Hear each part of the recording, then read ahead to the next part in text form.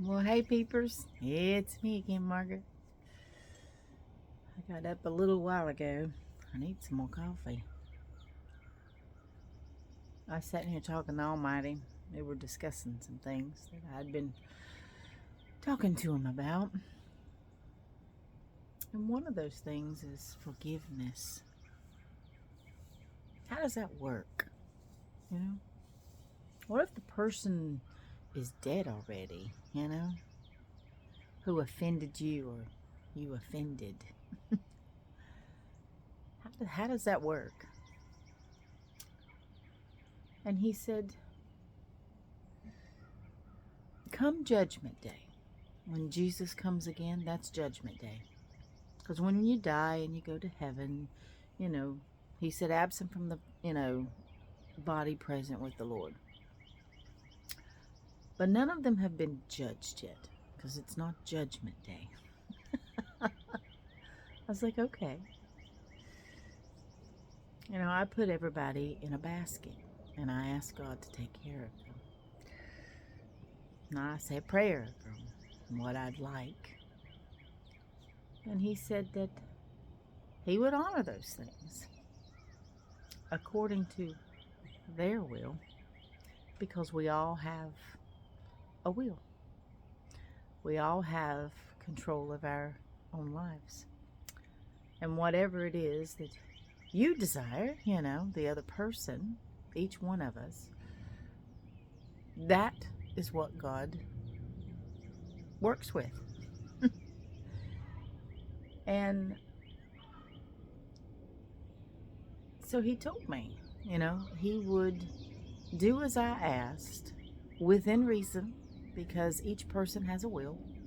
And if they choose to push him away, that's their choice. He can't interfere with that. But what he can do is I ask for his protection. He will do what he is able, what they allow him to do. Not that God can't do anything. He can do all things. He could jerk you up by the nap of your shirt and, move you from here to yonder, whether you like it or not. But he gives us free choice, free will. And he says every person that I put in that basket has the same opportunity to find him and talk to him as I do.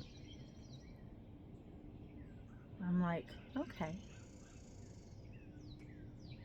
He says, but pertaining to if they're already dead and forgiveness, he said, we as human beings must forgive those who offend us. We must forgive it, whether they're dead or they're alive. It's not for them, it's for us. But it helps them. I was like, how so? He says, well, let me give you an instance. Okay? He says, you have forgiven your parents for anything and everything that you may have felt was a wrong on you. I was like, yeah. Kids grow up and they have hard feelings toward their parents for some strange reason of, whether they feel like maybe they got a whooping too many times, or, maybe they felt that their parents were unfair, or maybe they felt that their parents weren't there for them, maybe whatever the reason is, and if I've ever felt that way, I want to make sure that I'm not holding a grudge. And that's what I told him. I said, I want to make sure that I'm not holding that grudge against them. He said, right. I said, to me, I need to be clean. He said, that is correct. And forgiving people gets me clean. He said, correct. He said, but also forgiving people helps them come judgment. I said, how so? He said, because if you forgave them, then what more can I do but forgive them? If you have forgiven their offense, then their offense is marked through. That cannot be on their judgment. He says, kind of like a court case in your world, where you have an accuser. But if you don't have an accuser, then that offense cannot carry into a courtroom. He says, if you forgive them, then you are not accusing them. You are not allowing Satan to work through you to accuse them of these things and for them to be punished on. Satan is the great accuser. That's what he does. And if you don't allow him to work through you, then, like with your parents, your accusations, your accusing is not in that courtroom. It is not before the council. It is not in the books, because you have forgiven and you have marked it clean. I was like, okay. He said, the moment you truly forgave, it disappeared from the books. I was like, okay. He said, however, let's say that your brother and your sister has not forgiven. They will still be accountable for your brother and your sister's accusations and accusing their anger, because they have not forgave. I was like, okay. He said, so they will still be accountable for those. This is where, if you forgive, truly forgive, then it is deleted. I said, okay, but what if you tell them you forgave them? He says, then it's deleted. I said, but if you didn't truly forgive them? He said, if you told them, that's in the case that they are alive. After they have gone, it's a different story. Once they're gone and you have not told them you forgive them, it is on their records. Unless, after they have gone, you have told me you forgive them. You told me, God, that you forgave them. He said, then I will clean that off their record. He said, but if you, while alive, tell them, I forgive you, and their ears hear, and it goes to their heart that you forgave them, then they are not responsible for it. Their record has been wiped clean. But if you in your heart truly did not forgive, and you keep bringing up and bringing up, then you are accountable for accusing someone of something that their slate has been wiped clean. You are accountable. And you will be accountable when you die for that. Unless you truly, what in the world they say, repent of that sin, that hurt, that anger, that if you tell them, I forgive you, but I cannot forget it, that's one thing. You forgave them, but you don't forget it, and you keep punishing them for it, you're punishing an innocent person because you forgave them. You wiped it clean.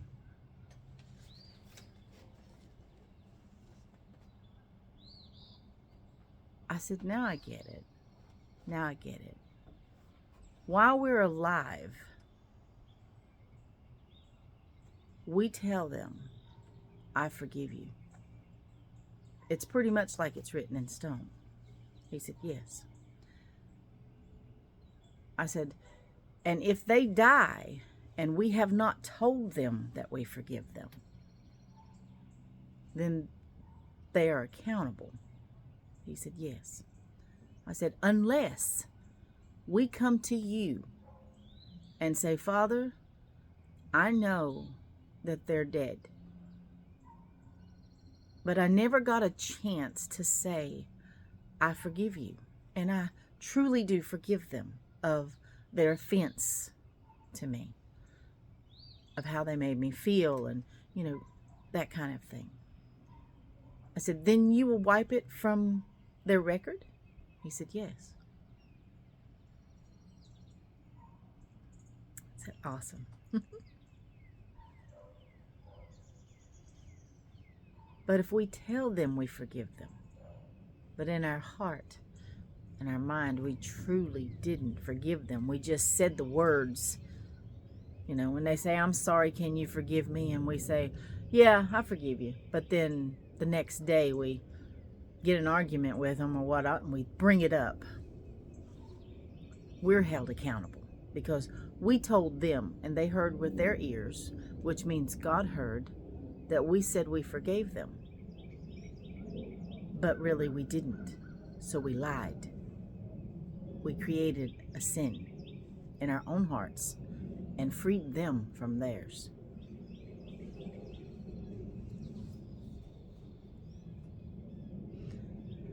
He said, yeah, that's it. Now I understand why we must forgive and let, my mom and my dad used to say, let sleeping dogs lie. You forgive them and let sleeping dogs lie, or it's water under the bridge. Just it's done, Forgive them and go on and just be friends and don't hold no grudges, because it's better that you don't hold grudges and just be friends than it is to hold a grudge and lose a friend, or lose someone that you love over something just petty, even if it was a very bad hurt. You must forgive because it's for you. It's not just for them, it's for you. Because if you don't forgive, that is held against you.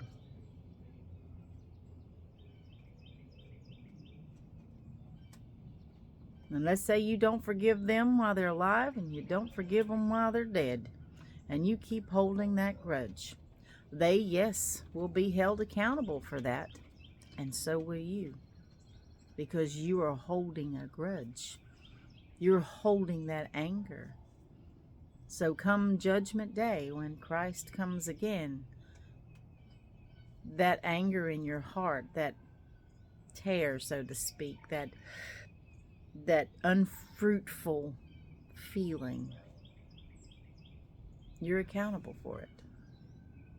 They'll get their just reward that you so want them to have, but so will you. I think there's a saying that says, tip for tap. What goes around comes around. Karma, as they say. There's all kinds of different sayings. Do unto others as you want them to do to you. Would you prefer forgiveness from others for your crimes against them, and so that your slate will be clean on the other side? Then do for others the same. I think there's a place in there where the king forgave a man for his debt, and then the man went around beating up people and hurting people and torturing them for them to give him his money, his due. And the king found out about it and says, I released you from your debt, and yet you go around and you won't release others from theirs? In the dungeon you go. He put them in prison. Do to others as you want them to do to you.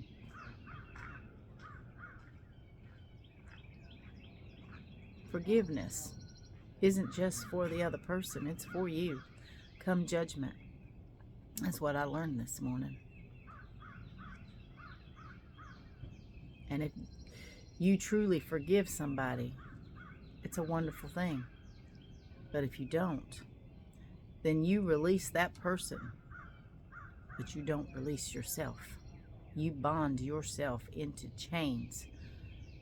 You put yourself on a judgment seat, and you're going to be judged accordingly. If you just say, I forgive you, because if they hear you say it, but you really didn't, and you hold it against them, they are forgiven, and it is wiped off of the books for them, because you're not accusing them anymore, because God has heard you say it. They heard it, so they have an assurity that they have been forgiven. But if you hold it in your heart like this bad seed, and it just burrs and burrs and builds and builds, you're the one who pays that price, not them. Because you told them, your words told them, you are forgiven. I forgive you. Think about what you're saying. Words have power. And the power of your word to say, I forgive you, releases those chains from them and wipes it, erases it off their book of offenses. But if you don't, well, that's on you. Not only do they have a book on, not only is it on their book of offense, but it's on your book of offense, because you did not forgive.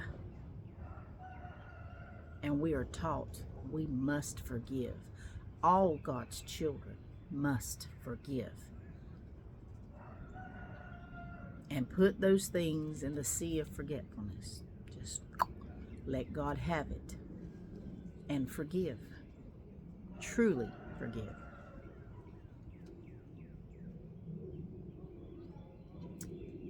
Otherwise, we are a liar. And we shouldn't lie, because who is the great deceiver? Who's the great liar? Then that means you are the seed of God's enemy.